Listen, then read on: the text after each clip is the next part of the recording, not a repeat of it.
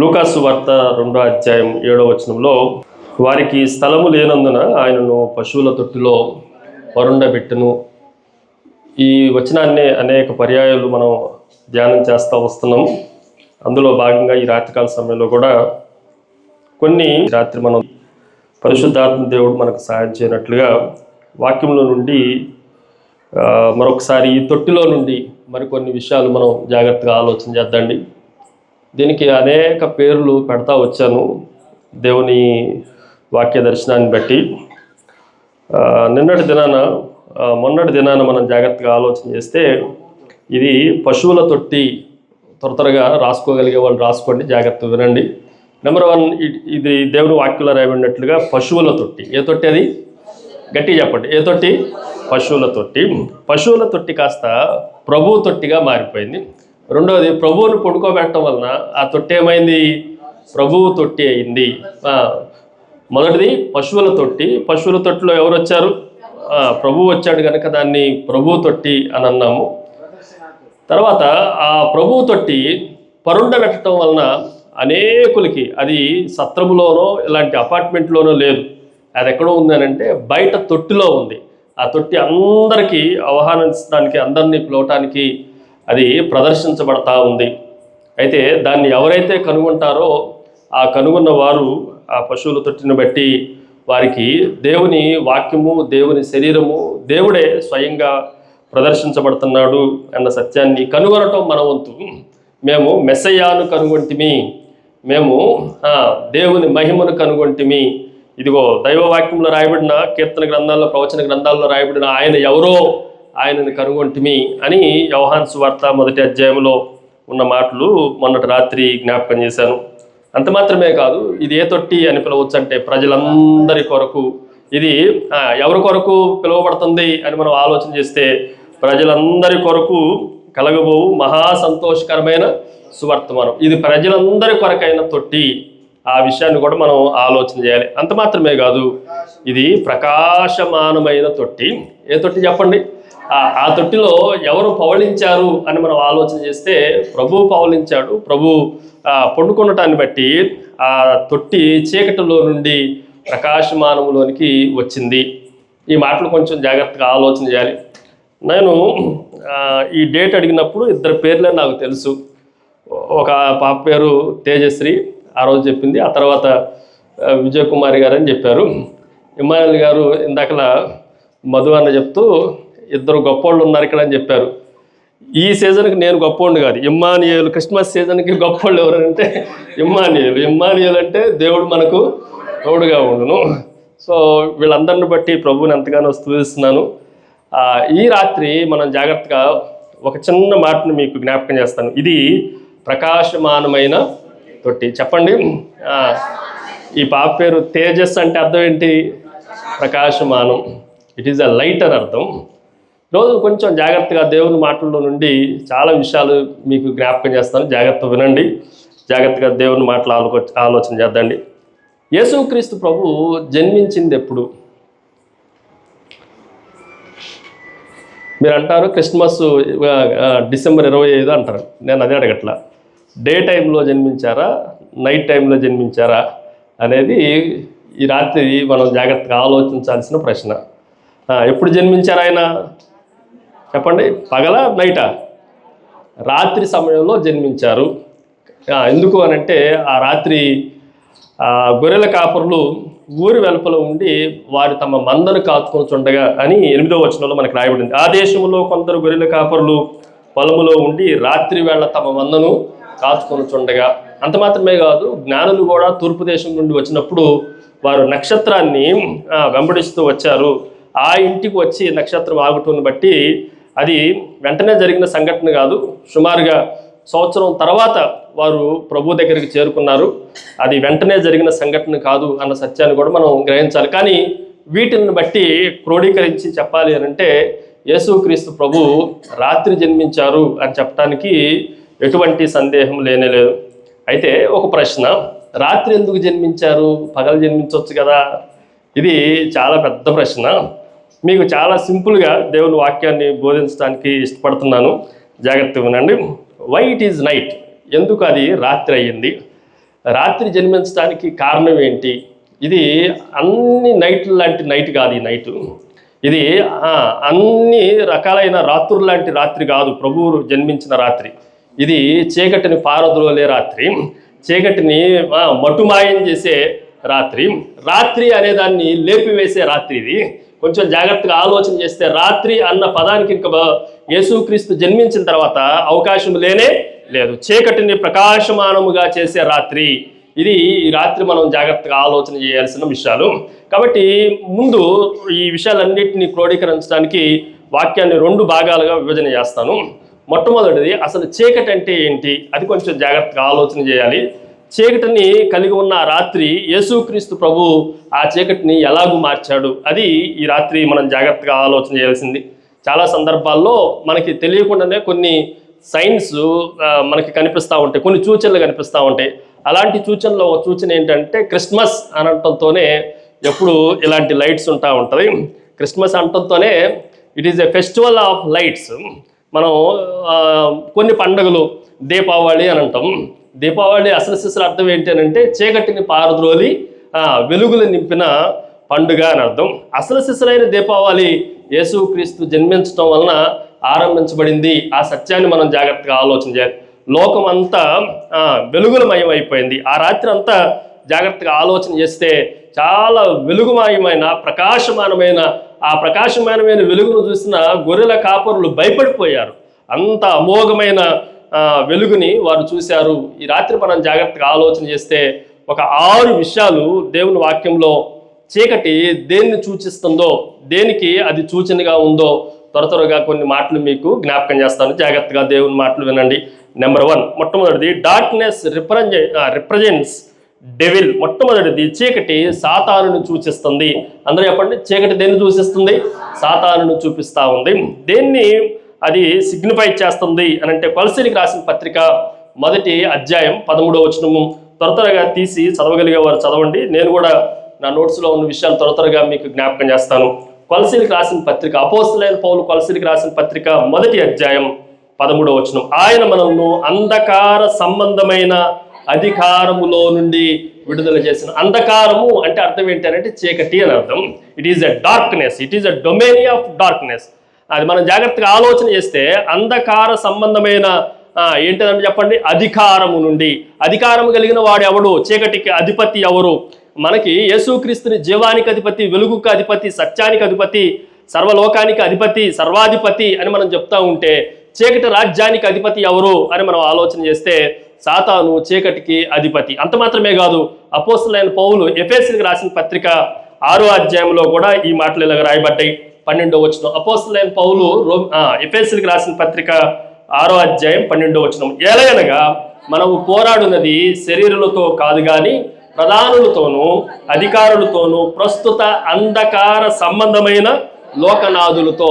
ఈ అంధకార సంబంధమైన లోకనాథులు ఎవరు అని అంటే ఇది ఎవరి గురించి తెలియజేస్తుందంటే డెవిల్ గురించి, దెయ్యాన్ని గురించి, సాతానుని గురించి, సాతాను సంబంధమైన కార్యములన్నిటిని గురించి మనకి జ్ఞాపకం చేస్తుంది. సో మొట్టమొదటిది డార్క్నెస్ దేన్ని రిప్రజెంట్ చేస్తుంది అని అంటే number 1 it is A devil. మొట్టమొదటిది అది దెయ్యమును, సాతానును అది సూచిస్తూ ఉంది. అందరూ చెప్పండి, చీకటి దేన్ని సూచిస్తుంది? చీకటి సాతాన్ని చూపిస్తూ ఉంది. ఈ రాత్రి ఎందుకు దేవుడు ప్రకాశించాలి అని అంటే సాతానును వెళ్ళగొట్టాలి అని అంటే ఎవరు రావాలి? ప్రకాశమానమైన వెలుగైన యేసుక్రీస్తు ప్రభు రావాల్సి ఉంటుంది. 2వ విషయాన్ని మీకు జ్ఞాపకం చేస్తాను. దేవుని వాక్యంలో డార్క్నెస్ రిప్రజెంట్స్ ఇగ్నోరెన్స్. 2వది ఈ చీకటి అజ్ఞానాన్ని కూడా సూచిస్తూ ఉంది. చీకటి దేన్ని సూచిస్తుంది చెప్పండి? అజ్ఞానాన్ని, ఇగ్నోరెన్స్. కొంతమందికి చాలా బాగా చదువుకుంటారు, జ్ఞానము కలిగిన వారు, అన్ని తెలిసిన వారు, కానీ దైవత్వమును గురించి, దేవుని గురించిన జ్ఞానము అది సంపూర్ణంగా లేదు. ఆ విషయాల్లో వాళ్ళు అజ్ఞానంగా ఉంటారు, మాకు తెలియదు అన్నట్లుగా ఉంటారు. తెలుసుకోవాలన్న ఆసక్తి కానీ జిజ్ఞాస కానీ వారికి ఉండదు. దేవుని వాక్యంలో నుండి దీని కొరకు కూడా ఒక మాటను చదువుతున్న. యెషయా గ్రంథం 29వ అధ్యాయం 15వ వచనంలో ఇలాగ రాయబడింది. యెషయా గ్రంథం 29వ అధ్యాయం 15వ వచనం. మన ఆలోచనలు యెహోవాకు కనబడకుండా, జాగ్రత్తగా చూడండి, యెషయా గ్రంథం 29వ అధ్యాయం 15వ వచనం. తమ ఆలోచనలు యెహోవాకు కనబడకుండా లోపల వాటిని మరుగు చేయ చూచు వారికి శ్రమ మమ్మును ఎవరు చూచెదరు, మా పని ఎవరికి తెలియను అనుకొని చీకటిలో తమ క్రియలు జరిగించు వారికి. చీకటిలో ఏమనుకుంటున్నారు అనంటే మమ్మల్ని ఎవరు చూస్తున్నారులే, మేము చేసే పనులు ఎవరు చూస్తున్నారులే. It is one of the ignorance. ఇంకొక వచనాన్ని కూడా నేను చదువుతున్నా చూడండి. యోహాను సువార్త దేవుని వాక్యంలో నుండి క్షమించండి, ఎఫెసీయులకు రాసిన పత్రిక 4వ అధ్యాయం 18వ వచనం. అపోస్తలుడైన పౌలు ఎఫెసీయులకు రాసిన పత్రిక 4:18, వారైతే అంధకారమైన మనసు గలవారై. అంధకారమైన మనసు అంటే, అంధకారం అంటే ఏంటి చెప్పండి? ఇది మనసుకేం చీకటి లేదు, కానీ మనసు వెలుగుని తెలుసుకోకుండా, సత్యాన్ని తెలుసుకోకుండా, నిజాన్ని తెలుసుకోకుండా, దైవత్వాన్ని తెలుసుకోకుండా ఆ మనసు చీకటి చేత కమ్మివేయబడింది. అందుకని ఆ మనసుని ఏమన్నామంటే అంధకారమయమైన మనసు. మరలా చదువుతున్నా, వారైతే అంధకారమైన మనసు గలవారై తమ హృదయ కాఠిన్యము వలన తమలోనున్న అజ్ఞానము చేతను దేవుని వలన కలుగు జీవములో నుండి ఏరుపరచబడిన వారై తమ మనసుకు కలిగిన వ్యర్థతను అనుసరించి నడుచుకొనుచున్నారు. దేనిని తెలుసుకోలేకపోయారు అనంటే హృదయ కాఠిన్యము కానీ అజ్ఞానం, ఇవి రెండు దేన్ని తీసుకొని వస్తున్నాయి అనంటే మనసు ఏమైపోయింది అనంటే చీకటిమయం అయిపోయింది. హృదయం ఏమైపోయింది అనంటే కఠినత్వం వచ్చింది. బుద్ధి ఏమైంది అనంటే అజ్ఞానంతో నిండిపోయింది. ఎవరిని తెలుసుకోలేకపోతున్నారు ఫైనల్గా అంటే నిజాన్ని తెలుసుకోలేకపోయారు, సత్యాన్ని తెలుసుకోలేకపోయారు, వెలుగుని తెలుసుకోలేకపోయారు. నిజమైన వెలుగు లోకములోనికి వచ్చింది, కానీ చీకటి దాన్ని గ్రహింపకుండాను అని తెలుగు భాషలో రాయబడింది. కానీ ఇంగ్లీష్లో ఏమని రాయబడిందంటే darkness could not overcome the light. అంటే చీకటి వెలుగును జయించలేకపోయింది అని రాయాలి తెలుగులో. చీకటి ఏం చేయలేకపోయింది? గ్రహించటం కాదు, చీకటి ఎంత ప్రయత్నం చేసినా వెలుగుని అది జయించలేకపోయింది. చీకటి ఎంత ప్రయత్నం చేసినా వెలుగుని మృంగలేకపోయింది. వెలుగే చీకటిని తరుము కొట్టగలదు, కానీ చీకటి ఎప్పటికీ ఆ వెలుగుని ఏం చేయలేదు చెప్పండి? ఏ మాత్రము ఓవర్కమ్ చేయలేదు. ఈ రాత్రి మనం జాగ్రత్తగా ఆలోచన చేస్తే మనసు ఏమైపోయింది అనంటే వాళ్ళ మనసు గుడ్డితనం ఆవరించింది. వారి మనసు ఇహలోక సంబంధమైన దేవత అవిశ్వాసులైన వారి మనోనేత్రములకు గుడ్డితనము, ఈ బ్లైండ్నెస్ కూడా వన్ ఆఫ్ ద చీకటికి, డార్క్నెస్కి సూచనగా కనిపిస్తూ ఉంది. ఈ రాత్రి మనం జాగ్రత్తగా ఆలోచన చేస్తే మన మనసులు కూడా అంధకారమయం అయిపోవటానికి కారణం ఏంటి, సత్యాన్ని తెలుసుకోకపోవటానికి కారణం ఏంటి అనంటే అజ్ఞానం. బాగా చదువుకున్నవాడే కానీ దేవుడు తెలియదు, ఐఏఎస్ ఐపీఎస్లు చేసిన వాళ్ళే కానీ వెలుగంటే ఏంటో తెలియదు, బాగా డబ్బున్నవారే కానీ వెలుగంటే ఏంటో, సత్యం అంటే ఏంటో తెలియదు. ఈ రాత్రి మనం జాగ్రత్తగా ఆలోచన చేస్తే మొట్టమొదటిది చీకటి దేనికి సాదృశ్యంగా ఉందని చెప్పానండి? సాతానికి సాదృశ్యంగా ఉంది. రెండోది చీకటి దేన్ని రిప్రజెంట్ చేస్తుంది అనంటే చెప్పండి, అజ్ఞానాన్ని రిప్రజెంట్ చేస్తూ ఉంది. తెలుసుకోలేకపోవటం, దేవుని సత్యదేవుని గురించి, నిజమైన దేవుని గురించి తెలుసుకోలేని అంధకారమైన మనసుని చూపిస్తూ ఉంది. మూడో విషయాన్ని మీకు జ్ఞాపకం చేస్తాను. డార్క్నెస్ ఇంకా దేనికి సూచనగా ఉందంటే పాపానికి సూచనగా ఉంది. Darkness represent sin. పాపము భయంకరమైంది. పాపము కూడా దేనితో పోల్చబడతా వచ్చింది అని మనం ఆలోచన చేస్తే దేవుని వాక్యంలో యోహాను సువార్త 3వ అధ్యాయం 16వ వచనం అందరికీ ఫెమిలియర్ వాక్యం. దేవుడు లోకముని ఎంతో ప్రేమించును. అంత ప్రేమించడానికి కారణం ఏంటి? ప్రేమించిన వాడు కూడా ప్రభువుని అంగీకరించకపోతే వచ్చే నష్టం ఏంటి అనంటే 19వ వచనంలో రాయబడతా వచ్చింది. చూడండి, యోహాను సువార్త 3వ అధ్యాయం 19వ వచనం నుండి, ఆ తీర్పు ఇదే, వెలుగు లోకములోనికి వచ్చిన కానీ తమ క్రియలు చెడ్డవైనందున మనుషులు వెలుగుని ప్రేమింపక చీకటినే ప్రేమించుచున్నారు. ఎందుకు ప్రేమించలేకపోతున్నారు? వెలుగు దగ్గరికి ఎందుకు రాలేకపోతున్నారు అనంటే వారి క్రియలు చెడ్డవి, వారి పనులు చేసేవని చెడ్డవి, వారు చేసే కార్యములన్నీ చాలా పనికిమాలినవి. ఇంకొంచెం క్రింద వచనం కూడా 20వ వచనంలో కూడా, దుష్కార్యం చేయు ప్రతివాడు వెలుగును ద్వేషించును. అబ్బబ్బబ్బా, వెలుగంటే ఇష్టముననే ఉండదు. దుష్కార్యం చేయవాడంతా వెలుగును ద్వేషించును. తమ క్రియలు దుష్క్రియలుగా కనపడుకున్నట్లు వెలుగునద్దకు రారు. ఆ తర్వాత సత్యవర్ధనుడైతే తమ క్రియలు దేవుని మూలముగా చేయబడి ఉన్నవని ప్రత్యక్షపరుచినట్లు వెలుగునద్దకు వచ్చును. పాపము దేనికి సూచనగా ఉంది అని మనం ఆలోచన చేస్తే చీకటిని రిప్రజెంట్ చేస్తూ ఉంది. ఈరోజు కొంచెం జాగ్రత్తగా వినండి. ఈ రాత్రి ఎందుకు యేసుక్రీస్తు ప్రభు జన్మించాల్సి వచ్చింది అనంటే రాత్రిని ఏం చేయాలి, చీకటిని ఏం చేయాలి? ఆయన పారద్రోలాలి. ఏంటి ఆ చీకటి అని అంటే, మొదటి ఏమని చెప్పానండి? సాతాను. రెండోది ఏమని చెప్పాను? అజ్ఞానము. మూడోది చీకటి దేనికి? పాపానికి సాదృశ్యంగా ఉంది. వీటిని తొలగించడానికి, వీటిని మాయం చేయటానికి, వీటిలన్నిటినీ ఈ వెలుగుతో అన్నిటినీ పారద్రోలటానికి యేసుక్రీస్తు రాత్రి జన్మించాల్సి వచ్చింది.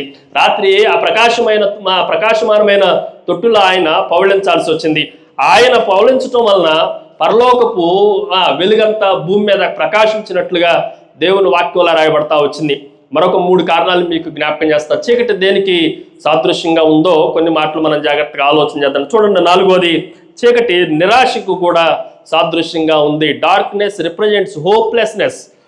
కొంతమందికి నిరాశ, నిస్పృహలు, ఏమీ లేదు, మా దగ్గర ఏమీ లేదు, ఏమీ చేతకాలేను, చాలా నిరాశల్లో ఉండేవాళ్ళు, నిస్పృహల్లో ఉండేవారు కూడా చీకటికి సాదృశ్యంగా ఉంటున్నారు. ఒక వ్యక్తి బైబిల్లో చాలా భయంకరంగా దేవుని చేత సాతాను చేత శోధించబడిన ఆయన ఉన్నాడు. ఆయన పేరు ఏమంటే యోబు. యోబులాగా శోధింపబడిన వాడు ఎవడో కనిపించలేదు. కానీ యోబుని మనం జాగ్రత్తగా ఆలోచన చేస్తే యోబు చెప్తున్న మాటలు ఎన్నిసార్లు చీకటిని గురించి ఆయన తన గ్రంథంలో రాశాడో ఆ తర్వాత మీరు ఇంటికి వెళ్ళిన తర్వాత చదువుకోండి. 2-3 వచనాలు మాత్రమే నేను మీకు జ్ఞాపకం చేస్తాను. యోబు గ్రంథం 30 వచనం. యోబు గ్రంథం 30 వచనంలో ఈ చీకటి నిరాశను ఎంతగా రిప్రజెంట్ చేస్తుందో చూస్తాం. నాకు మేలు కలగవలనని నేను ఆశించుకొనగా నాకు కీడు సంభవించను, ఎలుగు నిమిత్తము నేను కనిపెట్టగా చీకటి కలిగను. చీకటి కలిగినంటే ఏంటి అర్థం అనంటే, నేను మంచి కోసం చేయాలనుకున్నా కానీ నాకేమొచ్చింది? కీడే వచ్చింది.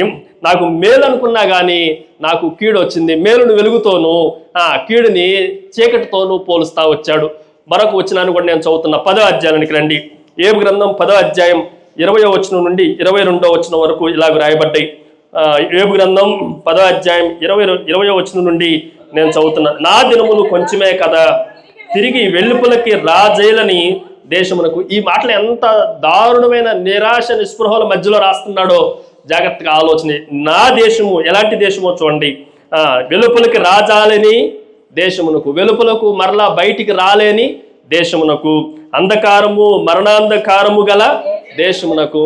ఇంకా రాయబడింది చెప్పండి. కటికి చీకటి అయి గాఢాంధకారమైన దేశమునకు, భ్రమ పుట్టించు మరణాంధకార దేశమునకు, వెలుగే చీకటిగా గల దేశమునకు.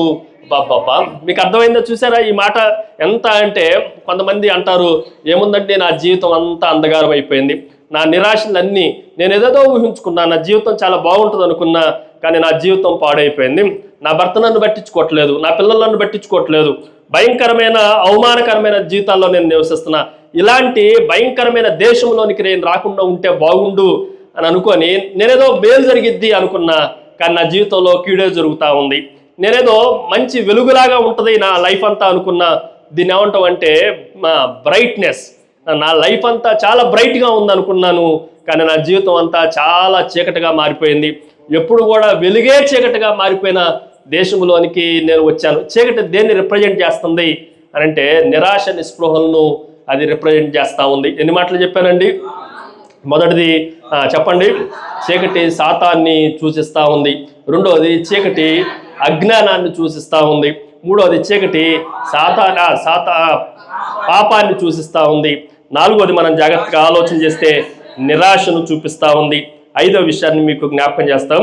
చూడండి, చీకటి దేవుని తీర్పును కూడా అది సూచిస్తూ ఉంది. ఈరోజు కొంచెం జాగ్రత్తగా ఆలోచన చేస్తే ఒక రోజున దేవుని తీర్పు వస్తుంది. అది భయంకరమైన చీకటితో దేవుని వాక్యంలో పోల్చబడతా ఉంది. Darkness represents judgment of God. దేవుని యొక్క తీర్పు ఎంత భయంకరమో రెండే సందర్భాలు మీకు జ్ఞాపకం చేస్తాను. ఒకటి, మొట్టమొదటిసారిగా ఐగుప్తు దేశంలో నుండి ఇశ్రాయేలు ప్రజలను వాగ్దాన దేశంలోనికి ప్రభువు నడిపించేటప్పుడు 10 రకాలైన తెలుగుళ్ళు ఆ దేశంలోనికి వచ్చినాయి. అందులో ఒక తెగులు ఏంటంటే కటికి చీకటి. ఏ చీకటి అంటే చెప్పండి అది? ఇది భయంకరమైన దేవుని తీర్పుకు సాదృశ్యంగా ఈ చీకటి మనకు కనిపిస్తూ ఉంది. చూడండి, నిర్గమాకాండం 10వ అధ్యాయం 21వ వచనం నుండి నేను చదువుతున్న జాగ్రత్తగా చూడండి. నిర్గమాకాండం 10వ అధ్యాయం 21వ వచనం. అందుకు యెహోవా మోషేతో, ఆకాశం వైపు నీ చేయి చాపుము, ఐగుప్తు దేశం మీదకి చీకటి, చేతికి తెలియనంత చిక్కని చీకటి కమ్మునని చెప్పెను. మోషే యెహోవా ఆకాశం వైపు తన చెయ్యి ఎత్తినప్పుడు ఐగుప్తు దేశం అంతయు 3 దినములు గాఢాంధకారమయ్యను. 23వ వచనం, 3 దినములు ఒకరినొకడు కనుగొనలేదు, ఎవడును తానున్న చోట నుండి లేవలేకపోయినను. అయినను ఇశ్రాయేలీలందరికీ వారి నివాసముల్లో వెలుగుండెను. ఇది కొంచెం జాగ్రత్తగా ఆలోచన చేస్తే ఈ జడ్జిమెంట్ కూడా చాలా క్లియర్గా విశ్వాసుల్ని అవిశ్వాసుల్ని చాలా వేరుపరిచే సపరేషన్ చేస్తూ ఉంది. ఒకవైపున వెలుగు ఉంటుంది, మరొక వైపున ఎలాంటిదంటే చెప్పండి, గాఢాంధకారం, చీకటి, చీకటి, చిక్కని చీకటి.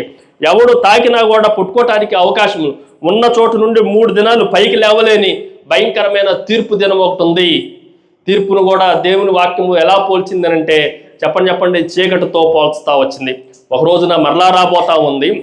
ప్రకటన గ్రంథంలో మనం జాగ్రత్తగా ఆలోచన చేస్తే లోకం మీదకి మరలా దేవుని ఉగ్రత రాబోతా ఉంది, దేవుని తీర్పు రాబోతా ఉంది. ఆ తీర్పు ఎప్పుడు రాబోతుంది అనంటే 16వ అధ్యాయం చూడండి. ప్రకటన గ్రంథం 16వ అధ్యాయం 10వ వచనంలో దేవుని దూత 5వ దూత తన పాత్రను ఎత్తుకున్నప్పుడు జరుగుతున్న సంఘటనల గురించి రాయబడ్డాయి. ప్రకటన గ్రంథం revolution 16th chapter 10th verse, 5వ దూత తన పాత్రను ఆ క్రూర మృగము యొక్క సింహాసనం మీద కుమ్మరింపగా దాని రాజ్యము చీకటి కమ్మెను. రాజ్యం అంతా ఏమైపోయిందంటే చెప్పండి, చీకటి. మరలా చీకటి కమ్మే రోజు ఒక రోజు రాబోతా ఉంది. ఈరోజు ఈ చీకటి దేనికి సాదృశ్యంగా ఉంది అనంటే చీకటి దేవుని తీర్పుకు సాదృశ్యంగా ఉంది. అందరూ వింటున్నారు కదా. మీరు అనొచ్చు, ఇప్పుడు అంత లైట్లు ఉన్న ఇంకెందుకు అయ్యారు చీకటి అంటే, కొంతమంది చీకటిలోనే ఉన్నారు. ఆ చీకటి ఏదో ఒక రకమైన చీకటిలో ఉన్నారు. ఈ రాత్రి చాలా స్పష్టంగా పరిశుద్ధాత్మ దేవుడు నాతో చెప్తా ఉన్నాడు. కొంతమంది still they are in darkness, వాళ్ళు ఇంకా చీకటిలోనే ఉన్నారు. సాతాను వారిని చీకటిలోనికి నడిపిస్తుందేమో. లేదనంటే ఎంత జ్ఞానం ఉన్నా లోక సంబంధమైన జ్ఞానం, దేవుని దగ్గర అజ్ఞానంతో నిజమైన వెలుగును కనుగొనకుండా లోకంలో ఉన్న వెలుగులే మాకు చాలే అనుకొని జీవించే వాళ్ళు కొంతమంది చీకటిలో ఉన్నారేమో. మరికొంతమంది పాపపు చీకటిలో వాళ్ళ క్రియలు చెడ్డవి, అందుకని ఎప్పుడు వెలుగు దగ్గరికి రాలు. వాళ్ళ క్రియలన్నీ చెడ్డవి కనుక, దుష్క్రియలు కనుక, చెడ్డ క్రియలు కనుక వాళ్ళు చీకటినే ప్రేమించే వాళ్ళుగా కనిపిస్తూ ఉన్నాయి. మరికొంత మనం జాగ్రత్తగా ఆలోచన చేస్తే చీకటి దేనికి సాదృశ్యంగా ఉంది చెప్పండి, నిరాశ నిస్పృహలకు. కొన్నిసార్లు కురింగిపోయాం, మమ్మల్ని పట్టించుకునే వాళ్ళు ఎవరు లేరండి, మమ్మల్ని చూచేవారు ఎవరు లేరు, మమ్మల్ని పలకరించే వాళ్ళు ఎవరు లేరు, మా ఫ్యామిలీస్ చితికిపోయినాయి, మా ఫ్యామిలీస్ మధ్యలో ఐక్యత లేదు, ఏదో ఒక రకమైన. కొన్నిసార్లు సేవకులు కూడా నిరాశ నిస్పృహల మధ్యలో ఉండొచ్చు. ఏబు లాంటి అద్భుతమైన భయంకరంగా చాలా ఆస్తిపరుడు, అంతస్తులో ఉన్నవాడు, ఆరోగ్యం ఉన్నవాడు, బిడ్డలో ఉన్నవాడు, ఒక్క రోజులో అన్నీ కూలిపోయినాయి. బట్ ఈ రాత్రి జాగ్రత్తగా ఆలోచన చేస్తే నీ నిరాశలన్నిటికీ ఫుల్ స్టాప్ పెట్టే రాత్రి ఇది. దేవుడు వెలుగుగా ఆయన మన మధ్యలోనికి వస్తున్న రాత్రి. ఆ చీకటినంతటిని తరిమి కొట్టే ప్రకాశమానమైన తొట్టి అది. ఈ రాత్రి మనం జాగ్రత్తగా ఆలోచన చేస్తే ఫైనల్లీ ఆ రోజు మనం జాగ్రత్తగా ఆలోచన చేస్తే ఒక రోజున ఖచ్చితంగా మనము నరకములోనికి ఇవన్నీ చెప్పిన తర్వాత కూడా, వెలుగు ప్రకాశించిన తర్వాత కూడా ఆ ప్రభు అయిన యేసుక్రీస్తు దగ్గరికి రాకపోతే మనం ఎక్కడికి వెళ్ళిపోతాం అనంటే చీకటిలోనికి త్రోసివేయబడతాం. మత్తయి సువార్త 8వ అధ్యాయంలో చివరిగా ఈ మాట చెప్తున్న, జాగ్రత్తగా చూడండి. మత్తయి సువార్త 8వ అధ్యాయం 12వ వచనంలో ఈ మాటలు ఇలాగ రాయబడ్డాయి. Darkness represent eternal domination in hell. ఇది కూడా జాగ్రత్తగా రాసుకోండి. నరకములో శాశ్వతమైన శిక్షను సూచిస్తూ ఉంది, ఆ నరకాన్ని సూచిస్తూ ఉంది. ఏమని రాయబడింది?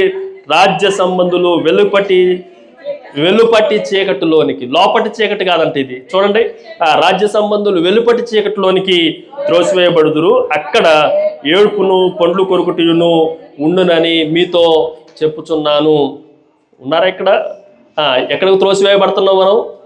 కటికి చీకటిలోనికి త్రోసివేయబడుతున్నాం. నరకము కూడా, నరకం అంటే బాగా వెలుగు ఉంటుంది అనుకుంటున్నాం. పరలోక పట్టణము వెలుగుతో దగదగ మెరిస్తే నరకం ఎలా ఉంటుంది చెప్పండి? కటికి చీకటి, పళ్ళు కొరకటం, ఆ పక్కనోడు కూడా కనపడ్డు, ఇక్కడ పడిపోయి ఎంత భయంకరమైన అగ్ని ఉంటుంది. అగ్ని ఆరదు కానీ అది అంధకారమయంగా చీకటిగా కనిపిస్తూ ఉంది.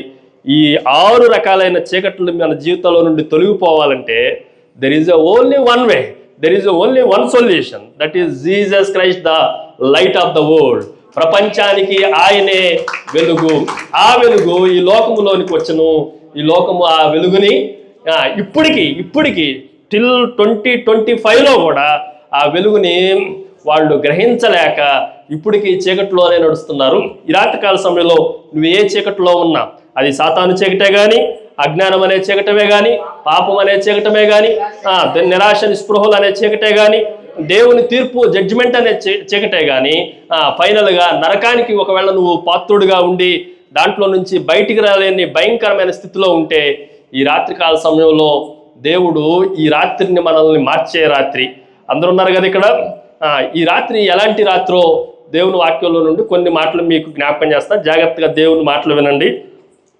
ఆల్రెడీ 9 అయిపోయింది, 9:15, ఇంకొక 15 నిమిషాల్లో దేవుని వాక్యాన్ని ముగించేస్తాం. 2వ అధ్యాయాన్ని డాక్టర్ లూక్ రాస్తా ఉండడం. ఆయన చాలా అద్భుతమైన డాక్టర్ గారు, వైద్యుడు.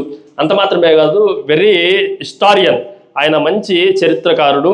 చరిత్రకారులు చాలా స్పష్టంగా రాసే కొన్ని సందర్భాలు దేవుని వాక్యంలో నుండి మనం చాలా జాగ్రత్తగా ఆలోచన చూడండి. లోకాసు వార్త 2వ అధ్యాయానికి రండి. 4 మాటలు మీకు జ్ఞాపకం చేస్తాం. 4 పారాగ్రాఫ్లు మనకు కనిపిస్తాయి.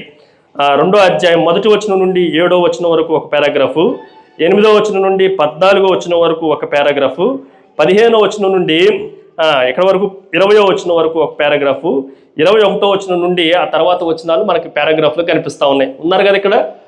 4 పారాగ్రాఫుల్లో ఎలాగూ ప్రారంభించబడిందో చూడండి జాగ్రత్తగా. మంచి సీక్వెన్సీ. తెలుగు బైబిల్లో కానీ ఇంగ్లీష్ బైబిల్లో చదివేటప్పుడు చక్కగా చదివితే చాలా బాగా అర్థమవుతుంది. మొదటి మాట ఏమన్నా ఇవ్వడింది మొదటి పారాగ్రాఫ్లో? ఆ దినములు. అందరూ చెప్పండి. ఆ దినములలో. 2వ పారాగ్రాఫ్లో ఆ దేశములో. 3వ పారాగ్రాఫ్లో ఆ దూతలు.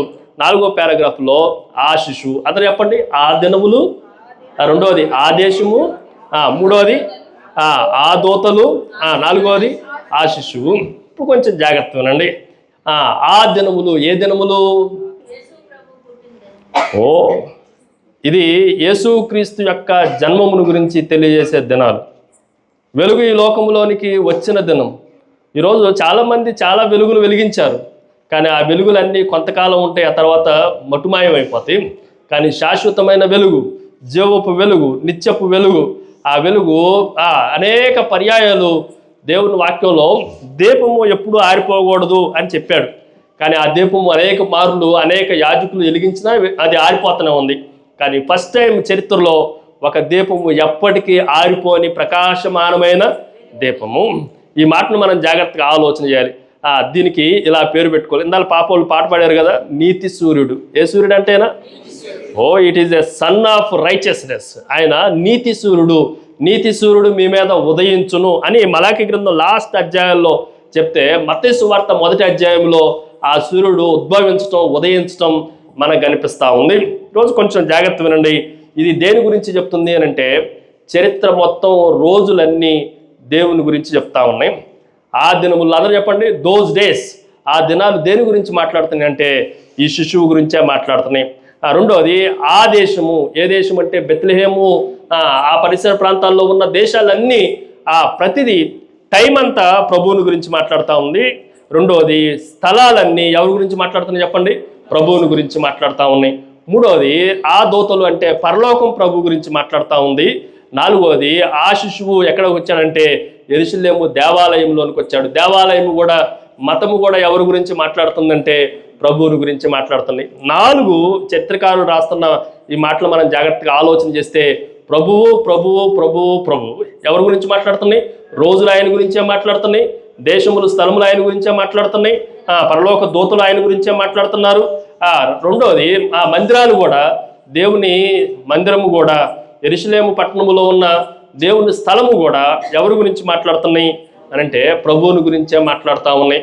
ఇలాంటి ఈ సందర్భంలో ఈ రాత్రి ఎలాంటి రాత్రి అనేది ఇక్కడ కూడా ఒక 6 విషయాలు త్వరగా మీకు జ్ఞాపకం చేస్తాను, జాగ్రత్తగా వినండి. సో తేజస్ అయిపోయింది. ఇప్పుడు విజయ్ గారు పిలిచారు కాబట్టి నేను ఇంగ్లీష్లో 6 వీలు చెప్తా. ఈ నైట్ ఏ వి అనేది జాగ్రత్తగా ఆలోచన చేద్దాం. నేను అప్పుడప్పుడు ఎవరైనా పిలిస్తే వాళ్ళ పేరు మీద జాగ్రత్తగా నా నోట్స్ రాసుకుంటే ఇంపార్టెంట్, ఎప్పటికైనా గుర్తుంటుంది అనే ఉద్దేశంతో. సో ఈ రాత్రి మనం జాగ్రత్తగా ఆలోచన చేస్తే, మత్తయి సువార్త 2వ అధ్యాయంలో నుంచి 3 నైట్స్, లోకాసు వార్త 2వ అధ్యాయం నుండి 3 నైట్స్, మొత్తం టోటల్లీ 6 నైట్స్ ఈ రాత్రి మీకు జ్ఞాపకం చేస్తాం. సో మత్తయి సువార్తలోనికి రండి. మత్తయి సువార్త 2వ అధ్యాయం 2వ వచనం. మత్తయి సువార్త 2వ అధ్యాయం 2వ వచనంలో, యూదుల రాజుగా పుట్టినవాడు ఎక్కడున్నాడు? తూర్పు దిక్కున మేము ఆయన నక్షత్రమును చూచి ఆయనను పూజింప ఉచితమని చెప్పిరి. ఇది రాత్రి. ఏ రాత్రి అంటే it is A vision night. అందరు రాసుకోండి, జాగ్రత్తగా రాసుకోండి. నేను చక్కగా తెలుగులో కూడా చక్కగా చెప్తా, జాగ్రత్తగా ఉండండి. It is A vision night. ఇది దర్శనపు రాత్రి. అందరూ చెప్పండి, దర్శనపు రాత్రి. ఎవరు దర్శిస్తున్నారు అని అంటే, ఇదిగో వెలుగుమయమైన ఈ యేసుక్రీస్తు ప్రభువుని, వేకు చుక్క అయిన ఈ యేసుక్రీస్తు ప్రభువుని, నిత్య వెలుగైన ఈ యేసుక్రీస్తు ప్రభువుని, నిజమైన ఈ వెలుగుని ఎవరు దర్శించారు అంటే మహాజ్ఞానము కలిగిన తూర్పు దేశపు జ్ఞానులు దర్శించుకున్నారు. ఎవరు దర్శించుకున్నారు? చీకటిలో ఉన్న ఈరోజు మనం జాగ్రత్తగా ఆలోచన చేస్తే ఈ రాత్రి ఎవరు చెప్తుందంటే ఇదందరూ ప్రభువుని దర్శించుకునే రాత్రి, దేవుణ్ణి విజన్ చేసే రాత్రి. మనము దర్శించడానికి ప్రభు దగ్గరికి వారు వచ్చినట్లుగా రాగలగాలి. జాగ్రత్తగా వినండి దేవుని మాటలు. ఇదే అధ్యాయం 2వ అధ్యాయం 9వ వచనంలో, మత్తయి సువార్త 2వ అధ్యాయం 9వ వచనం. వారు ఆ రాజు మాట విని బయలుదేరిపోవచుండగా ఇదిగో తూర్పు దేశమును వారు చూసిన నక్షత్రము ఆ శిశువు ఉండిన చోటికి మీదుగా వచ్చి నిలుచు వరకు వారు ముందుగా నడిచెను. ఈ రాత్రి మనం జాగ్రత్తగా ఆలోచన చేస్తే ఆ నక్షత్రము ఆ రాత్రి పూట ఆ జ్ఞానుల్ని ఎక్కడ నడిపించింది చెప్పండి? ప్రకాశమానమైన తొట్టి దగ్గరికి వారిని నడిపించింది. అందుకే ముందుగానే చరిత్రలో చాలా జాగ్రత్తగా ఆలోచన చేస్తే ఎక్కడి నుండి నక్షత్రం పుడుతుంది అని అంటే యాకోబులో నుండి నక్షత్రం పుడుతుంది అని ఎప్పుడో సంఖ్యాకాండంలోనే మనకి ధర్మశాస్త్రంలోనే దేవుని వాక్యముల గురించి చెప్పబడతా వచ్చింది. సంఖ్యాకాండం రాసి పెట్టుకోండి, 24వ అధ్యాయం 17వ వచనంలో, నక్షత్రము యాకోబులో ఉదయించును, రాజదండము ఇశ్రాయేల్లో నుండి లేచును. ఈ మాటలన్నీ జాగ్రత్తగా ఆలోచన చేస్తే ఈ నక్షత్రము దేన్ని సూచిస్తుంది అని అంటే ఇది ఆయన నక్షత్రం. ఏమని రాయబడింది? ఎవరి నక్షత్రం ఇది? మన నక్షత్రం కాదు, ఇది యేసుక్రీస్తు నక్షత్రం. ఆ నక్షత్రమును గురించి ఏమని చెప్పాలంటే, ఒక రోజున సూర్యుడు, చంద్రుడు, సర్వములో ఉన్న ఆకాశంలో ఉన్న చాలా ప్రకాశమానమైన నక్షత్రాలన్నీ కూడా యేసుక్రీస్తు అనే ఈ ప్రకాశమానమైన వెలుగుకి సాటి రావు. ఇప్పుడు అన్ని రాత్రి అంతా ఏంటి అని అంటే నక్షత్రాలు, వెలుగునిచ్చే సూర్యుడు, చంద్రుడు. కానీ నీతి సూర్యుడు ఉదయించినప్పుడు పంచభూతములు మిక్కుటమైన వేండ్రంతో ఏమైపోతాయి? లయమైపోతాం. ఈయన ప్రకాశమానమైన వెలుగు. దాన్ని నా నోట్స్లో ఏమని రాసుకున్నానంటే మొట్టమొదటిది ఏమని చెప్పండి? It is A vision night. దేవుడు దర్శించుకునే అవకాశము, భాగ్యము ఎవరికి కలిగింది అని అంటే జ్ఞానులకు కలిగింది. ఈరోజు మనం ఒకవేళ జ్ఞానంగా ఉండాలి అని అంటే మన రాత్రి, మన చీకటి, ఎన్నో రకాలైన చీకట్లు చెప్పాను, ఆ చీకటి అంతా పోవాలని అంటే ఎవరి దగ్గరికి రావాలి అని అంటే వెలుగైన యేసుక్రీస్తు దగ్గరికి రావాలి. లోకములో వెలుగు దూతల్లాగా ఉండే దేవతలు, దూతలు అనబడ్డోళ్ళు చాలామంది ఉన్నారు. ఈ మధ్యకాలంలో అయ్యగారులు కూడా వెలుగు దూతలు అయిపోయారు. అయ్యగారులు కూడా వెలుగు దూతల్లాగా మారిపోయారు. అయ్యగారులు అంటున్నారని మీరేమనుకో, అమ్మగారులు కూడా మారిపోయారు. కుటుంబీకులు, విశ్వాసులు అయ్యగారుల కన్నా వెలుగు దూతలు అబ్బో చాలా అద్భుతంగా అనిపిస్తూ ఉన్నారు. ఈ వెలుగు దూతలన్నీ ఒక రోజున నాశనం అయిపోతాయి. There is only one light, true light. ఆయన తప్ప ఇంకా వేరే అవకాశం లేదు. రెండో విషయాన్ని మీకు జ్ఞాపకం చేస్తాను. ఆ రాత్రి ఎలాంటి రాత్రి అని మనం ఆలోచన చేస్తే మత్తయి సువార్తలోనే, మత్తయి సువార్త 2వ అధ్యాయం 14-15 వచనాలు నేను చదువుతున్నాను. అప్పుడు అతడు లేచి రాత్రి వేళ శిశువును తల్లిని తోడుకొని ఐగుప్తునకు వెళ్ళి, ఇది రాసుకోండి, వయేజ్ నైట్ అంటే, వయేజ్ అంటే ప్రయాణము అని అర్థము. వయేజ్ నైట్ అంటే ప్రయాణపు రాత్రి. ఏ రాత్రి చెప్పండి? మొదటి రాత్రి ఏమని చెప్పాను? ఎప్పుడో అప్పుడు అయిపోయిందిలే కానీ అంటారా? మొట్టమొదటిది దర్శనపు రాత్రి. జ్ఞానులు ఎవరిని దర్శించుకోవటానికి వచ్చారు? నిజమైన వెలుగైన యేసుక్రీస్తుని ఆ రాత్రి ఎలాంటి రాత్రి అంటే ప్రయాణపు రాత్రి. ఈరోజు కొంచెం జాగ్రత్తగా ఆలోచన చేస్తే మార్నింగ్ వెళ్దాం అనుకోలేదు, ఈ శిశువును తీసుకొని వెళ్ళిపోండి అని అంటే ఆ రాత్రికి రాత్రే బయలుదేరారు. ఈ రాత్రి ఎలాంటిది అంటే మన జీవిత ప్రయాణాన్ని ప్రారంభించే రాత్రి. ఎక్కడి నుండి అని అంటే నువ్వు ఎంత భయంకరమైన చీకట్లో ఉన్నా అక్కడి నుండి ప్రభు మాటని నువ్వు గ్రహించి ప్రభు వాగ్దానాన్ని నెరవేర్చడానికి, పోయినసారి స్టార్టింగ్లో చెప్పాను, అన్నీ సేఫెస్ట్ ప్లేస్లే. మీరు జాగ్రత్తగా ఆలోచన చేస్తే బెత్లెహేము దేవుడు స్థలము ఇశ్రాయేలు దేశంలో, తర్వాత యెరూషలేము ఆయన దేశమే, పైన నజరేతు ఆయన దేశమే. అన్ని ఇన్ని ప్రాంతాలు ఉండగా ఎందుకు లోకానికి సాదృశ్యంగా ఉన్న ఐగుప్తుకు పంపించి ఐగుప్తు సేఫెస్ట్ ప్లేస్ చేశాడు ప్రభు? మీరు ఎప్పుడన్నా ఆలోచించారా? ఐగుప్తు భయంకరమైన దుష్ట దేశానికి సాదృశ్యంగా ఉంది, అది భయంకరమైన బానిసత్వానికి సాదృశ్యంగా ఉంది. కానీ యేసుక్రీస్తు ప్రభువుని ఐగుప్తు దేశంలో ఎవడు కనపడకుండా ఆపేయటం ఏంటి, ఎవడు సంహరించకుండా ఆయన అక్కడ భద్రపరచడం ఏంటి అని అంటే, భయంకరమైన లోకములో ఉన్నా కూడా దేవుడు నీకు సేఫెస్ట్గా నిన్ను నిలబెట్టగలడు, అందులో ఎటువంటి తిరుగులేనే లేదు. అందుకని ఇది ప్రయాణపు రాత్రి. ఏ రాత్రి అని చెప్పండి? ఇది ప్రయాణపు రాత్రి. మొదటిది ఏమని చెప్పాను? ఇది దర్శనపు రాత్రి. రెండోది ఇది ప్రయాణపు రాత్రి. మూడో విషయాన్ని మీకు జ్ఞాపకం చేస్తాను. దేవుని వాక్యాన్ని జాగ్రత్తగా వినండి. అంత మాత్రమే కాదు, హేరోదు ఆ రాత్రి లేచి మత్తయి సువార్త 2:16 మత్తయి సువార్త 2:16 ఆ జ్ఞానులు తన్ను అపహసించిరని హేరోదు గ్రహించి బహు ఆగ్రహము తెచ్చుకొని దాని జ్ఞానుల వలన వివరముగా తెలుసుకునే జ్ఞానమును బట్టి కాలమును బట్టి బెత్లెహేములోను దాని సకల ప్రాంతములో 2 సంవత్సరములు వదులుకొని తక్కువ వయసు కలిగిన మగపిల్లలందరినీ హింసించెను, వధించేసెను. దీన్ని నేనేమని రాసుకున్నానంటే నా నోట్స్లో, it is a violence night. ఇది ఎలాంటి చెప్పండి? వైలెన్స్.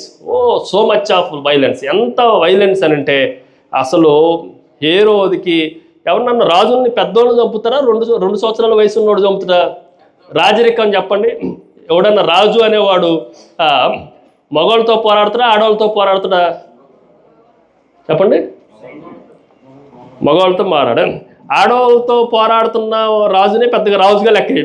అలాంటిది పిల్లలతో, ఆ పిల్లలు కూడా ఎన్ని సంవత్సరాల వయసు ఉన్నాడంట? 2 సంవత్సరాల వయసు ఉన్న వాళ్ళందరినీ వధించాడు. అందుకే రాహేలు ఆ పిల్లల విషయమై దుఃఖిస్తుంది అని రాయబడతా ఉంది. ఆదికాండం బెన్యామీన్ని ఎప్పుడైతే కన్నదో ఆ రోజు కూడా ఆమె ఏడ్చింది. దుఃఖపుత్రుడు అని బెనోని అని పేరు పెట్టింది. ఈరోజు యేసుక్రీస్తు ప్రభు ఇలాంటి దుఃఖములో ఉన్న వారందరినీ ఆదరించడానికి దుఃఖము తెలిసిన వాడు గనక ఆ రాత్రి ఎలాంటి రాత్రి అని అంటే, it is a violence night. నీకు ఎంత వైలెన్స్ నీ జీవితంలో వచ్చినా జాగ్రత్త వినండి. ఈ నైట్ ఎలాంటిది అని అంటే, మనందరికీ శ్రమలు ఉన్నాయి, కష్టాలు ఉన్నాయి, ఇబ్బందులు ఉన్నాయి. భయంకరంగా ఎక్కడో చోట ఏదో చోట మనల్ని బెదిరించే బెదిరింపులు చాలా ఉన్నాయి. అది లోకపు బెదిరింపులే కానీ, సాతాను బెదిరింపులే కానీ, నీ బెదిరింపుల మధ్యలో, శ్రమల మధ్యలో, హింసల మధ్యలో నీకొక వెలుగు ఉంది. అందులో నువ్వు ఆ హింసల్లో కొట్టుకొని పోవాల్సిన అవసరం లేనే లేదు. కొంచెం జాగ్రత్తగా ఆలోచన చేస్తే, ఇంత వైలెన్స్ చేసిన హేరోదు రాజు బ్రతికాడానంటే ఒక రోజు చచ్చిపోయాడు. హింసలన్నీ చనిపోవటానికి, హింసించే వారందరికీ మరణం పెట్టడానికి, టిక్ పెట్టడానికి, చెక్ పెట్టడానికి ఈ రాత్రి యేసుక్రీస్తు మన కొరకు ప్రకాశమానంగా జన్మించాడు. ఆ సత్యాన్ని మనం జాగ్రత్తగా ఆలోచన చేయాలి. మత్తయి సువార్తలో ఉన్న 3 నైట్స్ మీరు జాగ్రత్తగా వినండి. మొదటి నైట్ ఏంటి చెప్పండి? It is a vision night. దేవుడు మనల్ని దేని కొరకు పిలిచాడంటే ఆయనను దర్శించుకోవటానికి. వీళ్ళు చాలా అద్భుతంగా వచ్చారు. కానుకలతో వచ్చల్లా ప్రభువుని దర్శించుకున్నారు, దూరం నుండి వచ్చల్లా ప్రభువుని దర్శించుకున్నారు, భారం అనుకున్నా కూడా ప్రభువుని దర్శించుకున్నారు. రెండో నైట్ ఏంటంటే, ఇట్ ఈజ్ ఏ వోయేజ్ నైట్. ఇది ప్రయాణపు రాత్రి. వీళ్ళు చాలా దూరం ప్రయాణం చేసి వచ్చారు. ఆ ప్రయాణంలో ఇజ్రాయెల్ దేశంలో నుండి, సేఫెస్ట్ ప్లేస్లో నుండి ఎక్కడికి వెళ్ళిపోతున్నారంటే ఐగుప్తులోనికి వెళ్తున్నారు. కానీ నువ్వు ఏ దేశంలో ఉన్నా, అది భయంకరంగా లోకపు దృష్టిలో కనిపించిన అది సేఫెస్ట్ ప్లేసు. నేను ఎందుకో ఇక్కడ ఈ రాత్రి మరి ఏంటో దేవుని వాక్యం, కొంతమంది చాలా భయంకరమైన పరిస్థితులు నడుమున్నారు అనుకుంటున్నాం.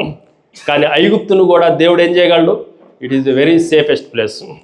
ఇప్పుడు అగ్నిగుండం సేఫెస్టా కాదా? అగ్నిగుండం ఎవరికి సేఫెస్ట్? షడ్రకు, మెషకు, అబేద్నెగోలు బయట ఉంటాం సేఫెస్ట్ కాదు. ఎక్కడ ఉంటాం? లోపల పడేస్తే ఈయనకి కంగారు పుట్టింది. మనం ఎంతమందిని వేసినాం లోపల? 3 వేసినాం. ఎవరు తిరుగుతున్నారు లోపల? ఎవరు తిరుగుతున్నారు? 4 తిరుగుతున్నారు. బయటికి పిలవండి, ఓ షడ్రకు, మెషకు, అబేద్నెగోలు బయటికి రండి అంటే బయటకు వస్తే మొత్తం అక్కడ ఉన్న వాళ్ళల్లో రీసెర్చ్ చేసేవాళ్ళలో టాపెస్ట్ రీసెర్చ్, మన భాషలో చెప్పాలంటే సిబిఐలను పిలిపించి ఇలా ఏమన్నా కాలనీ అంటే అసలు అగ్నివాసన కూడా రాలేదంటంతోనే ఎవరికి భయం? రోజు కొన్నిసార్లు మనం శ్రమల్లో ఉంచడం దేవుని ఉద్దేశం, కష్టాల్లో ఉంచడం దేవుని ఉద్దేశం. కానీ అందులో మనకేముందంటే వెరీ సేఫెస్ట్. ఉంచకపోతే మనల్ని, మన కొమ్ములు కాస్త ఎక్కడికి వెళ్తా చెప్పండి. కొంతమంది జీవితాలు ఎలా ఉంటాయి? కళ్ళు నెత్తికెక్కిన వారి తరం కలదు. అలాంటి నెత్తికెక్కకుండా ఉండటానికి అప్పుడప్పుడు శ్రమ పొందుటే నాకు మేలాయును. సింహాల బోని ఎంతమందికి సేఫెస్ట్ చెప్పండి. భక్తి పరులు, ప్రార్థనా పరులందరికీ అది సేఫెస్ట్ ప్లేసే.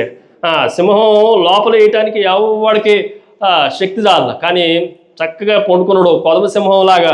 ప్రభు వచ్చాడు. ఆ సందర్భం ఏమైందో తెలియదు. అది కూడా నైట్ జరిగిన సంఘటనే. తెల్లవారి ఈయనకి నిద్ర పట్టలేదు. సింహాల బోర్లో ఉన్నాడు, చక్కగా నిద్రపోయింది. కానీ రాత్రి రాజుకు మాత్రం నిద్ర పట్టల. పొద్దున్నే వచ్చి దేవుని సేవకుడైన దానియేలు అని అంటే లోపల నుంచి రాజు చిరంజీవగును గాక ఎవడన్నా అంటాడా? నన్ను సింహాల బోన్లో వేస్తే నువ్వు చిరంజీవి ఎవడన్నా అనగలడా? ఒరే దుర్మార్గుడు, రాత్రి అంతా ఏం చేసినావు అనాలి. కానీ రాజు చిరంజీవగును గాక నా దేవుడు తన దూతను పంపి నన్ను చాలా సేఫెస్ట్గా ఉంచాడు. రాత్రి అంతా బొండాలతో కొట్టేసి మొత్తం లోపల పడేస్తే పౌలు శీలలు మధ్యరాత్రులు లేచి ప్రార్థన, ఇది కూడా నైట్ జరిగింది. మధ్యరాత్రులు లేచి ప్రార్థన చేస్తుంటే ఏమైంది? చెరసాలు పునాదులు తలుపులన్నీ తెరుచుకున్నాయి, సంఖ్యలన్నీ ఊడిపోయినాయి. ఆయన ఏమనుకుంటున్నంటే అప్పుడు దాకా నేను కింగ్ అనుకున్నాడు. ఆయన ఏమనుకుంటున్నంటే సూసైడ్ చేసుకుంటే వీళ్ళ ముందు నేనేమి కింగ్ కాస్త బొంగేయండి, ఏం చేస్తాడు మరి? రాత్రి జాగ్రత్తగా ఆలోచన చేస్తే పొడుచుకొని చావాలి అనుకున్నోడిని మరలా బ్రతికించాడు. ఈ రాత్రి మనం జాగ్రత్తగా ఆలోచన చేస్తే మీరు ఎక్కడో కొన్ని చోట్ల కష్టమైన పరిస్థితుల్లో ఉన్నారేమో, కానీ దేవుడు అదే సేఫెస్ట్ ప్లేస్గా మిమ్మల్ని ఉంచుతున్నాడు.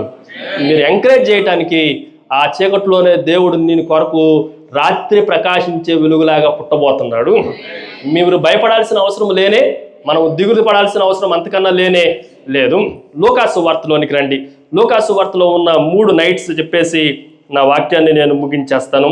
లూకాసు వార్త 2వ అధ్యాయం 8-9 వచనాల్లో, ఆ దేశంలో కొందరు గొర్రెల కాపరులు పొలములో ఉండి రాత్రి వేళ తమ మందను కాచుకొని చుండగా ప్రభు దూత వారి యొద్దకు, ఇందాకలా విజన్ నైట్ అని చెప్పాను, ఇదే నైట్ అని అంటే విజిటేషన్ నైట్. ఓ దేవుడే స్వయంగా సందర్శించే రాత్రి. ఏ రాత్రి ఇది? ఎవరు ఇందాకలో జ్ఞానులు వచ్చి ప్రభుని దర్శించారు. ఇప్పుడు జ్ఞానులు కాదు, గొర్రెల కాపరుల దగ్గరికి ప్రభు దోతే పరలోకం నుండి దిగి, మీరు నిద్రపోతున్నారా అంటే నిద్రపోవట్లేదు, మా గొర్రెలు కాచుకుంటా ఉన్నాం, ఇంత కాచుకుంటుంటే మాకేంటి నిద్ర పడుతుంది అని వాళ్ళు చెప్తా ఉంటే పరలోకంలో నుండి దూతలు వచ్చి, ఈరోజు కొంచెం జాగ్రత్తగా ఆలోచన చేస్తే నిర్గమాకాండం 3వ అధ్యాయం 2వ వచనంలో కూడా మోషేకి దేవుని దూత అగ్ని జ్వాలల మధ్య మరలా ప్రత్యక్షం అవటం మనం చూస్తాం. దీని దగ్గర నుంచి జాగ్రత్తగా వినండి. దేవుని మహిమను ప్రణాళికను వెల్లడిపరచడానికి చాలా సందర్భాల్లో రాత్రులను దేవుడు వాడుకునేవాడు. ఈ రాత్రి ఎంత అద్భుతమైన రాత్రి అంటే పరలోకపు సైన్య సమూహం భూమిని సందర్శించే రాత్రి. నీ కొరకు కొంతమంది ఎందుకు గొర్రెల కాపర్లు సందర్శించాలి అని అంటే, గొర్రెల కాపర్లు అవుట్ కాస్టెడ్ పీపుల్, వెలివేయబడిన ప్రజలు, వాళ్ళు మందకు దూరంగా ఉండవలసిన ప్రజలు, ఊర్లోకి రావడానికి అవకాశం లేదు, బెత్లెహేము లోపలికి రావడానికి అవకాశం లేదు. నిన్ను నీ పరిస్థితులే కానీ, నీ ప్రజలే కానీ, నీ కుటుంబీకులే కానీ నిన్ను వెలివేసి నిన్ను లోపలికి రానియన పరిస్థితుల్లో దేవుడు నిన్ను సందర్శించగలడు. ఎవడో నిన్ను పట్టించుకోకపోయినా ఎవరు నిన్ను పట్టించుకోగలడు? గొర్రెల కాపర్లు పట్టించుకునేవాడు ఒక్కళ్ళేడు. కానీ పరలోకం నుండి పట్టించుకున్న ఒక ఆయన ఏం చేశాడంటే, మొట్టమొదటి ఇవాంజలిస్ట్ని వాళ్ళని చేశాడు. మొట్టమొదటి మీడియా వారిని ఎవరిని చేశాడనంటే ఈ గొర్రెల కాపర్లే మీడియా ప్రతినిధులు. ఈ గొర్రెల కాపర్లే మొట్టమొదటి ఇవాంజలిస్టులు. పరలోకముని గురించిన వార్త అంతా ఎవరు మోసుకొని వచ్చారు అనంటే గొర్రెల కాపర్లే మోసుకున్నారు. అజ్ఞానులని దేవుడు వాడుకుంటా ఉన్నాం. కొరింథీయులకు రాసిన పత్రికలో అపోస్తలుడైన పౌలు చెప్తుంది కదా, జ్ఞానము కలిగిన వారిని సిగ్గుపరచుటకు, జ్ఞానము లేని వారిని, ఏర్పరచబడిన వారిని సిగ్గుపరచటకు వెర్రి వారిని, బలమైన వారిని సిగ్గుపరచుటకు బలహీనుల్ని దేవుడు ఏర్పరచుకున్నాడు. దేవుడు ఏర్పాటు సపరేట్. ఆయన ఎవరి కొరకు జన్మించాడు అని అంటే ఈ రాత్రి నిన్ను ఎవడో వెలివేశాడు అనుకుంటున్నావా, నిన్ను పట్టించుకోవట్లేదు అనుకుంటున్నావా, అలాంటి వారిని దర్శించడానికి మరలా ఆయన మనల్ని సందర్శించడానికి, భూమి మీద ఉన్న వారిని సందర్శించడానికి పరలోకములో ఉన్నవాడు దిగి వస్తున్నాడు ఆ రాత్రి. ఇది మనం జాగ్రత్తగా ఆలోచన చేయాల్సింది. లోకాసు వార్తలో ఉన్న 2వ రాత్రి మీకు జ్ఞాపకం చేస్తాను. It is A voice night. అది ఏంటి అని అంటే స్వరరాత్రి. దేవుని దూతలు గానం చేస్తూ ఉన్నారు. ఏమైనా గానం చేస్తున్నారు? సర్వోన్నతమైన స్థలముల్లో దేవునికి మహిమయు, ఆయనకి ఇష్టలైన మనుషునికి భూమి మీద సమాధానమును కలుగును గాక అని దేవునికి స్తోత్రము చేయుచుండిరి. ఈ మాటను మనం జాగ్రత్తగా ఆలోచన చేస్తే ఇది స్తోత్రము చేసే రాత్రి, ఇది గాన ప్రతిగానాలు చేసే రాత్రి. అంతకుముందు గానము ప్రతిగానం అంతా పరలోకంలోనే ఉండపడేది. యెషయా గ్రంథం 9వ అధ్యాయం 6వ అధ్యాయంలో ఆ పరలోకపు దర్శనములో దేవుడు పరిశుద్ధుడు పరిశుద్ధుడు పరిశుద్ధుడు పరిశుద్ధుడు అని గాన ప్రతిగానాలు పైనే వినపడాయి. కానీ పరలోక సైన్య సమూహము దేవుని దూతతో కూడా ఏమని ప్రార్థన చేస్తుంది, పాటలు పాడుతుంది, గానం చేస్తుంది, ప్రతిగానం చేస్తుంది అని అంటే చెప్పండి, భూమి మీద తనకిష్టులైన మనుషులకు దేవునికి ఇష్టమైన మనుషుడిగానే ఉన్నావా, లేదంటే దేవునికి అయిష్టంగా ఉన్నావా? ఇది దేవునికి అయిష్టంగా ఉన్నవారికి కాదు, భూమి మీద దేవునికి ఇష్టంగా జీవించే వారికి ఈ రాత్రి దేవుని స్వరం వినే రాత్రి, దేవుని వాయిస్ని వినే రాత్రి. ఇది స్వరరాత్రి, voice night. Finally it is a victorious night. అది ఏంటి అని అంటే మన ప్రభు అయిన యేసు క్రీస్తు పవళించిన ఆ రాత్రి మనం జాగ్రత్తగా ఆలోచన చేస్తే లోకాసు వార్త 2వ అధ్యాయం 11వ వచనం, ఇక్కడ కూడా మా బ్యాక్ కూడా రాసాం. అదేంటంటే, నేడు దావీదు పట్టణం అందు రక్షకుడు మీ కొరకు చెప్పండి ఈ రాత్రి ఎలాంటిది అని అంటే చీకటిను పారదోరే రాత్రి, చీకటికి ఫుల్ స్టాప్ పెట్టే రాత్రి, వెలుగుతో ప్రారంభించబడిన రాత్రి. మీరు జాగ్రత్తగా దేవుని మాటలు వినండి. రాత్రికి రక్షణ వచ్చింది. మన అర్థమైంది, మనుషులకు కాదు. దేనికి రక్షణ వచ్చింది? రాత్రికి రక్షణ వచ్చింది. రాత్రి అంతా ఏమైపోయింది అని అంటే రాత్రి అంతా వెలుగుమయం అయిపోయింది. There is no more darkness. లోకములో ఇంకా రాత్రి అనేది లేనే లేదు. ఎవరు వచ్చారంటే రాత్రిని చీకటిని వెలుగుగా చేయగలిగిన వాడు, వెలుగుగా మార్చగలిగిన యేసుక్రీస్తు ప్రభు ఈ రాత్రి మనల్లో కూడా దర్శించబోతా ఉన్నాడు. మత్తయి సువార్తలో ఉన్న 3 రాత్రులు, లోకాసు వార్తలో ఉన్న 3 రాత్రులు దేన్ని సూచిస్తున్నాయి అంటే, నువ్వు ఏ చీకటిలో ఉన్నా, అది ఏ చీకటి చెప్పండి? సాతాను సంబంధమైన చీకటే కానీ చెప్పండి ఉన్నారా? చీకట్లు పోయినట్టున్నాయి.